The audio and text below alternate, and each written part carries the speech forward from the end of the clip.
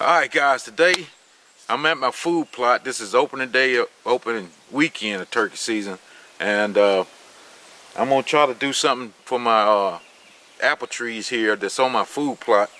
I'm gonna try to get the weeds and stuff that's on the bottom. Well, a lot of this is actually good stuff, but it doesn't need to be in this cage. And I'm gonna put some mulch around each tree to try to hold the moisture into the roots. And I got some fertilizing spikes that I'm gonna put around the tree to help it start growing. Like I said, it's getting spring. They got pods on it, so they finna try to get some leaves on them. So I want to try to help them out as much as possible to make them grow as fast as possible. Cause I need some fruit on these trees in the next year, 2 years or so. So I'm gonna get set up, and I'll show you what I got right here. So basically guys, I got mulch like you would have at your home. I just got that from Home Depot. They got the special 4 for $10. So I went and bought 8 of them because I got 7 trees. 3 of these apple trees that's on my food plot. Then I got 4 pear trees up in the front that I'm gonna do also. Then I just got some fertilizing spikes for fruit trees, just to, you know, they like time release. They'll every time it rains, you know, they'll leach fertilizer in the ground around these trees.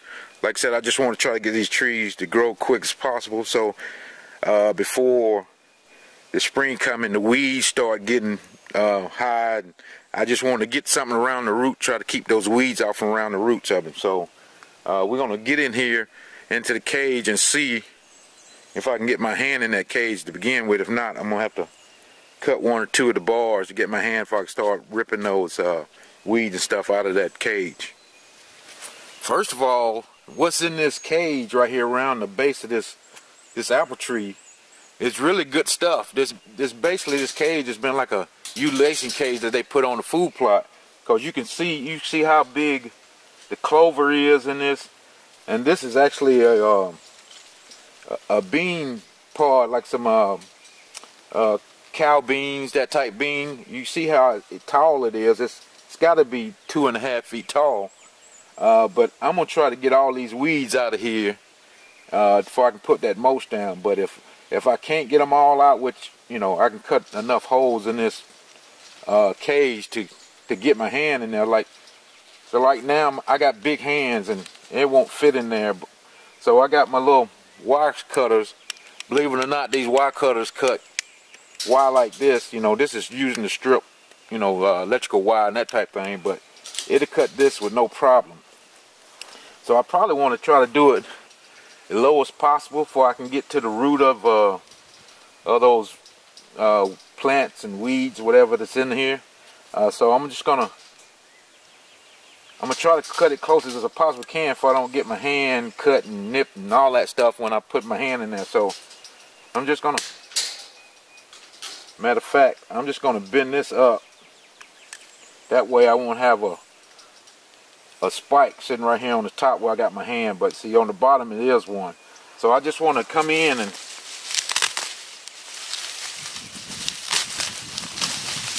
try to pull all these weeds out of here, which, like I said, this bean plant has been growing real good, because that bean plant is, like I said, the tall as it is, if it was running up top of this cage, that's got to be 3 feet. So I wish I could get that to grow on the food plot like that. So, but we're just going to keep getting these weeds out here before we can get to the base of that tree clean.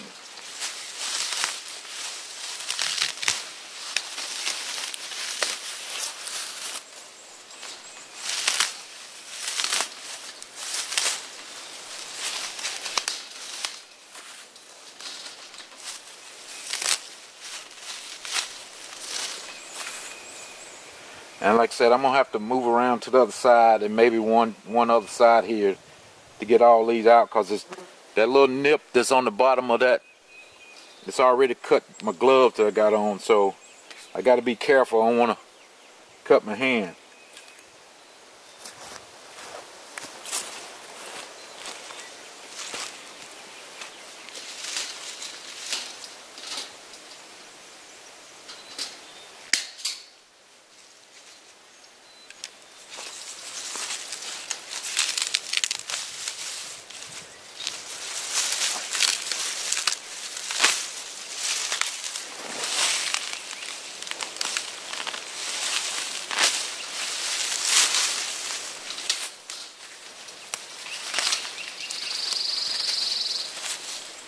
Now that we got the weeds out the bottom of it, we're just gonna pour this mulch, try to get it close as we can to the base of it.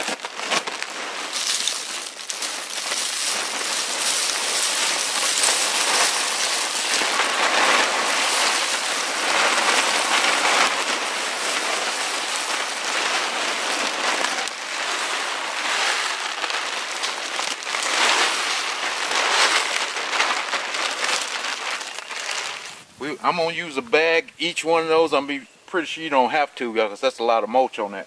But since we got it, we're gonna go ahead and use it. And I'm just gonna try to spread it out a little bit, just to make sure it gets all around the whole cage, for it'll keep the weeds out, hopefully around the edge. And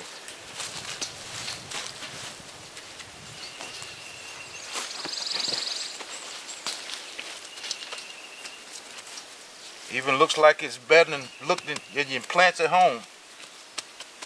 There's no reason to cheap out on your food plot. So now we got that in.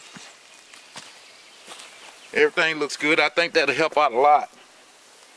You know, you could have got any color you want, black or just natural color, but you know, why not make it look halfway decent? So I decided to get the red. So now we're gonna go ahead and put the fertilizer spikes out. Now these fertilizer spikes come in, it was 15 in this box here. They got a little plastic topper that you put on top of the this fertilizer spike, and that way you can get a hammer and knock it in the ground without crushing the fertilizer spike. So that's as simple as that. We're just gonna nail a couple around this cage. They say you need to put it 2 feet away from the base of the tree, and you know, that's just right outside this cage. So I'm gonna put probably that's 15. I'm gonna probably put 4 around this tree just to cover the base up. So you know, that's probably a lot for this small tree. I don't want to damage it, but like I said, it's just slow release and it's not going to do much. It's only a little spike strip. It's not going to do too much. So let's see if it'll get down in this ground here.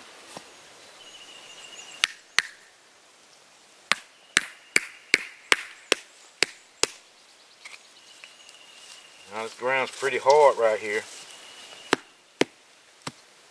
You know how my food plot is. It's hard as a rock when it dries up.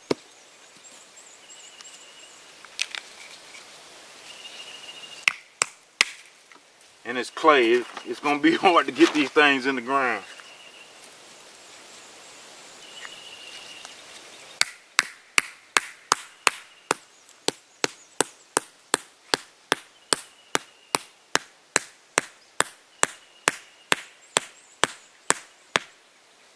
That's like driving rebar. It's so hard. But we're going to get it done.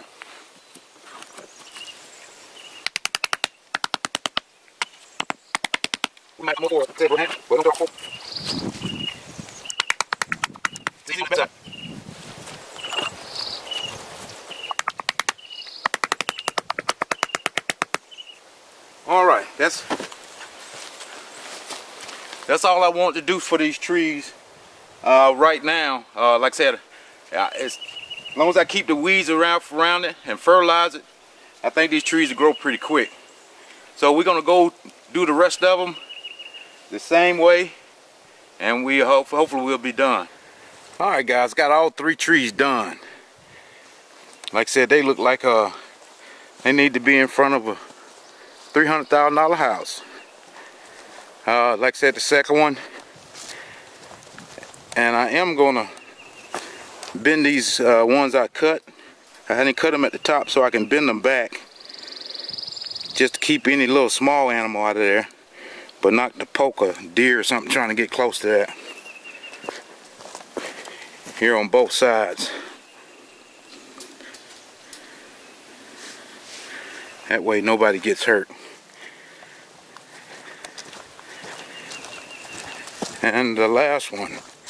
So I think that'll help them out a lot. Try to keep some of the weeds off from around the base of them. Well,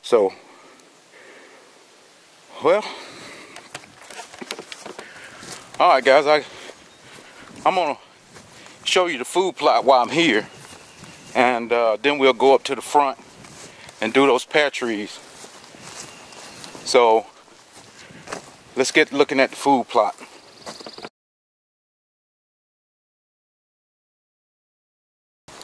All right, looking at the food plot, it looks like it's doing pretty good, and it's still good and green, and you know, but if we get down to it, I'm just trying to walk to the middle, because the middle will always grow better than anything. So let me see, this right here is good. It grows the best right in this area anyway, for some reason. I don't know if it's because it gets shade half a day and sun half a day, so it doesn't be as dry right here. But looking at the food plot, looks like it's growing pretty good. But if you get down and look at it, a lot of that is grass growing in here. I still got clover growing in here. I don't know exactly what that plant is, but it looks like a deer could eat it. I still got some, I believe that's like kale or chicory, or probably chicory, growing in here, like it's coming back. But when you get to the edges, as the guy shooting in the background, where it gets sun most of the day, you see it gets sparse. It's not filled in at all. And I believe a lot of this is just weeds. Not really no clover growing in here, nothing like that. So I mean, it's like that the whole food plot. Like I said, the middle right up there is the same way. Getting closer here where it's growing a little bit better, we can really see, like I said, I don't believe that's chicory. That might be some of the I don't know, that might be some of the turnips that I threw in that mix coming right there. It's no telling what exactly all this is, but it's growing pretty good right here. But a lot of this, like I said, is just weeds, gets grass that's growing up in here. I don't think it's enough to try to save, but I'll probably be back in 2 weeks. I think I might try to spray some grass killer on it to try to kill the grass out of it before I get to the spring food plot. I'm still trying to debate what to put in the spring food plot. Like I said, you know me, I wanted to grow knee high with a lot of tonnage, so I don't know. Like I said, I know I'm not going with clover. I don't know yet. I want something that grows tall, but I don't think it's going to work with, I mean, we've been getting a lot of rain, but hopefully we keep getting the rain if I plant this food plot. But I'm not going to plant this food plot to probably the end of April. Some people might call that late, but I want to make sure we don't have any of these cold snaps. You know, frost come back in here in the next week or two, and if I plant it and kill my seed. So we're gonna wait this year and try to play it safe. But I'm gonna pack up. I'm gonna head back to the front and get those pear trees up there in the front. All right, guys, we up in the front where I got the pear trees, and they look like they're doing pretty good already. This first one right here is full with leaves and nice and green. It's doing great already. You know, like the apple trees just got little buds on them. These have got full leaves. And this is these pear trees. I put the weed guard around the bottom of them, that black felt material to keep the weeds down. It's done pretty good. So, but we still gonna put the mulch around that to make it look neat and nice, and hopefully kick back some of these weeds. Cause like I said, this whole place in the spring and summer it grows up, you know, knee high. So looking at the other tree over here, it's the same way. It's looking real good. I'm pretty sure probably another year or so it might start. It might want to bear fruit this year, cause you can see the little pods on them. That's actually a pear, and they, you know, we got them right here and over here, and so this might bear some fruit this year. It might be too early for it. You know, it might have it leaning over, so I make sure I keep an eye on that before it won't break the tree. Like I said, at the bottom, that weed barrier is keeping the weeds out. Look, you know, pretty decent, but we still gonna put the mulch around it. And like I said, I got that growing tube with it was a small pear tree in there, and this other grow tube. So let's go take a look and see what they doing. At the end of last year, they was poking out of this tube. Let's look down in there and see what we see.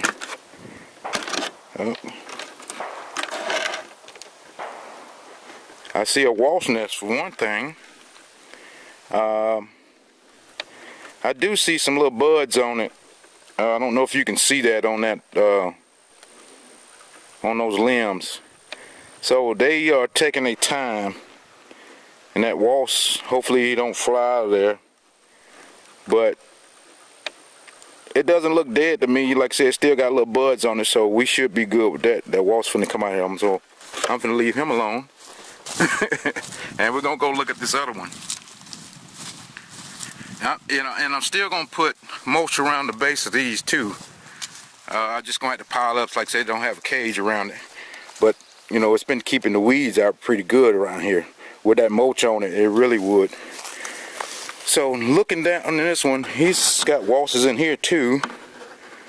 So the wasps love this little growing tube. I'm not gonna mess with them right now. And like you can see, it's little buds on that limb of that tree here. So they just taking their time. Like I said, they were small trees. They was only probably, this one was especially, when I put it in last year, it was only this tall. Now you can see it barely poking out the top. So it grew probably 3 feet last year. So hopefully that'll come on out of here this year and grow up to be nice and tall. And like I said, we're gonna put the fertilizer spike strips around each one of them, and we're gonna, you know, that's the pear tree, the original pear tree, and as you can see, it's nice and green also. And we're gonna go ahead and put some spike strips around that too while we're here and while we got them, just to try to help that along, because it's an old tree and some of the limbs are breaking off and that type thing. So since we're here and we use it, we're gonna go ahead and try to take care of it. So let me get set up before we can get this mulch out. Alright guys, I went ahead and did all the pear trees up here, put the mulch, like I said, I put the mulch around it and put the fertilizer spikes around it on all four corners of it. It's not a corner, but you know, it's oval, but you know what I mean.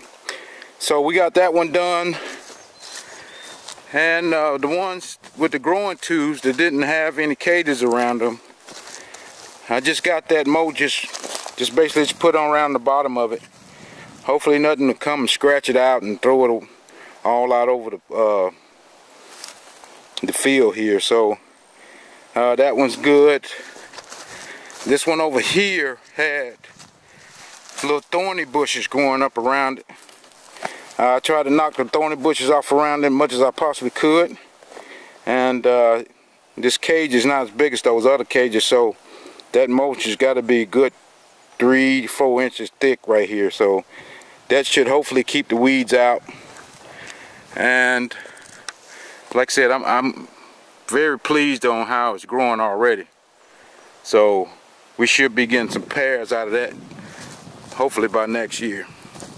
And this last one, I did the same thing, just pulled the mulch out on the base of it. And hopefully, like I said, nothing to come scratch it out. But that's about it on that, guys. Alright guys, the wind is picking up. And it is a Sunday, so I'm going to try to get home. And that's pretty much it. Like I said, the last thing I'm going to do, I'm going to go put some fertilizer spikes around the real pear tree. Well, the big pear tree, all of them real. And now once I get that, I'm going to try to get back home, get ready for work on Monday. But guys, remember, well, I forgot one thing. There's not going to be a Lake Okeechobee Oconee video. I had a fish tournament yesterday, and the reason why, because I didn't catch anything. So I have nothing to show you. So I went from second to probably last in one tournament.